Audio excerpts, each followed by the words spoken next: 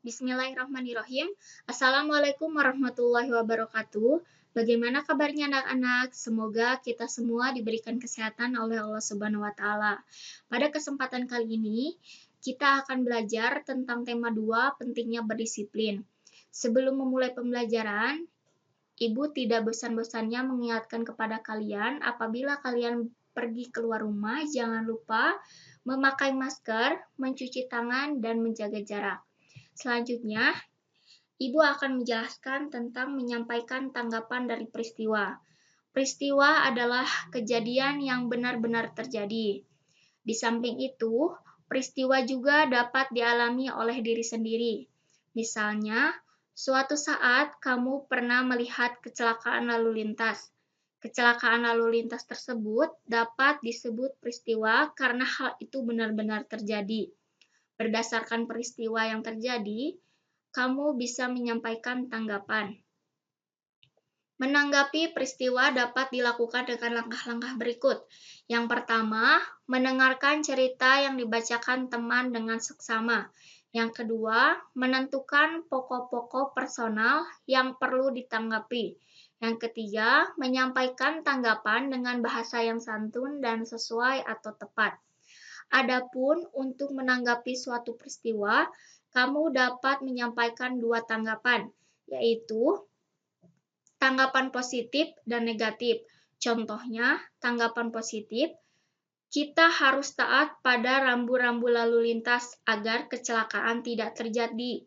Tanggapan negatif, makanya kalau menyeberang lihat-lihat jalan, jangan asal menyeberang saja.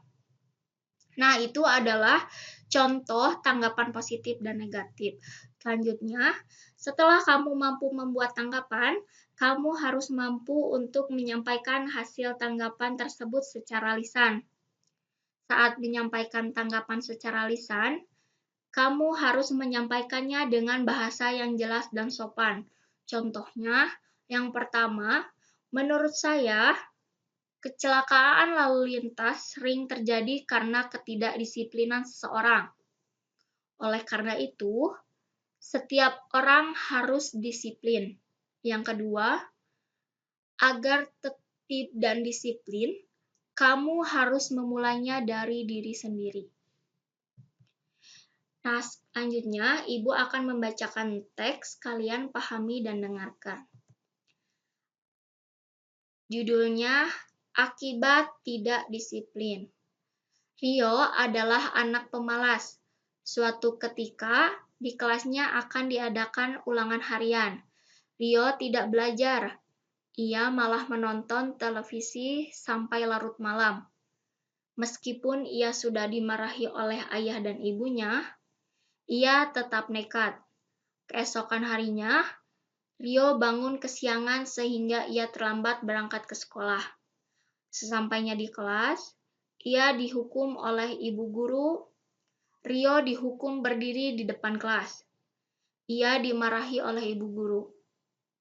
Akhirnya, ia berjanji pada hari-hari selanjutnya ia akan ke sekolah tepat waktu.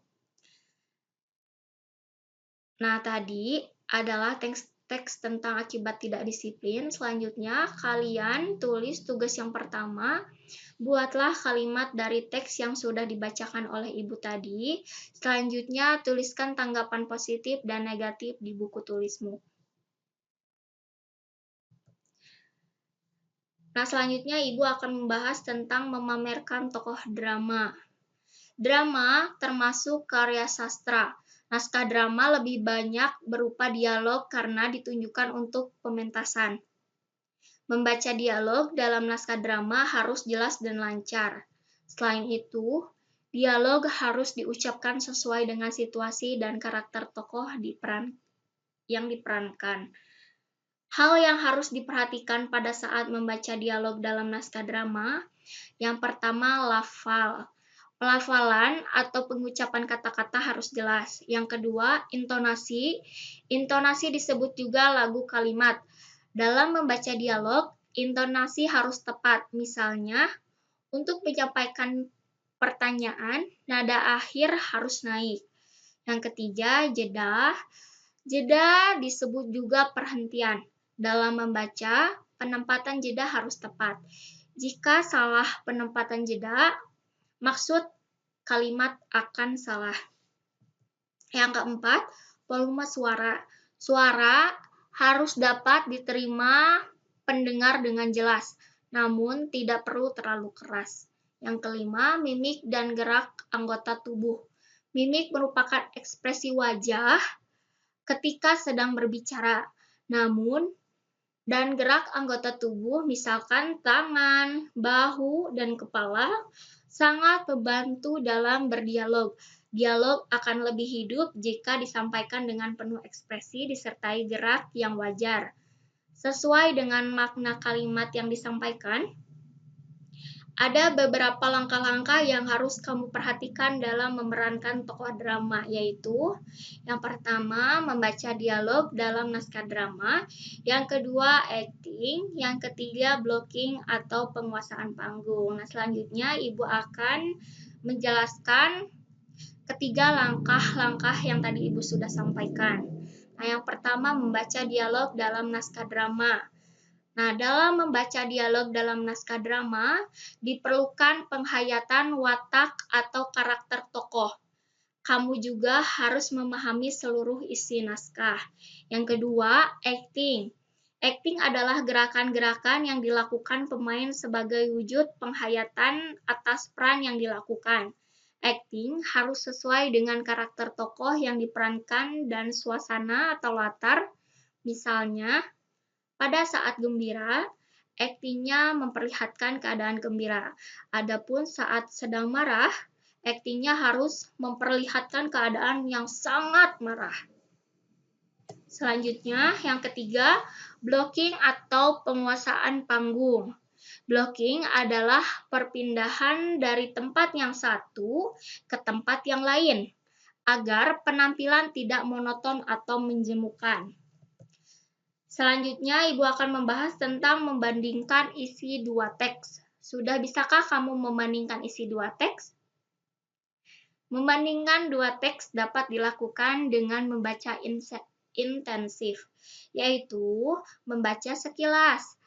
Agar kamu mampu membandingkan dua bacaan dengan sekilas, kamu perlu memerhatikan bagian-bagian teks, yaitu judul, alinea, atau paragraf, dan hal-hal yang dianggap perlu. Untuk melakukan perbandingan, kamu membutuhkan dua atau lebih teks bacaan. Apabila kamu membaca lebih teliti, kamu akan menemukan perbedaan dan persamaannya. Nah, tugas yang kedua, bandingkan dua teks yang ada di LKS halaman 17 dan 18 yang berjudul Disiplin Lingkungan dan Sopan Santun Berlalu Lintas.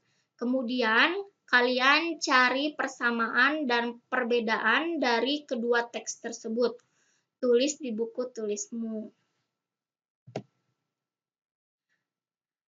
Nah, selanjutnya, menulis laporan pengamatan di antaranya. Yang pertama, melakukan pengamatan. Yang kedua, membuat catatan. Yang ketiga, membuat kerangka laporan. Yang keempat, menulis laporan. Selanjutnya, ketatabahasaan adalah lawan kata antonim. Nah, perhatikan kalimat di bawah ini. Kalimat yang pertama, para pengendara motor, baik laki-laki maupun perempuan, diperiksa kelengkapan surat-suratnya. Yang kedua, baik besar maupun kecil, semua mendapat pelayanan yang sama. Nah, kata-kata bercetak tebal di atas termasuk berantonim atau berlawan arti. Yang tadi Ibu sudah sebutkan, kata laki-laki, antonimnya perempuan. Besar, antonimnya kecil. Tua, antonimnya muda.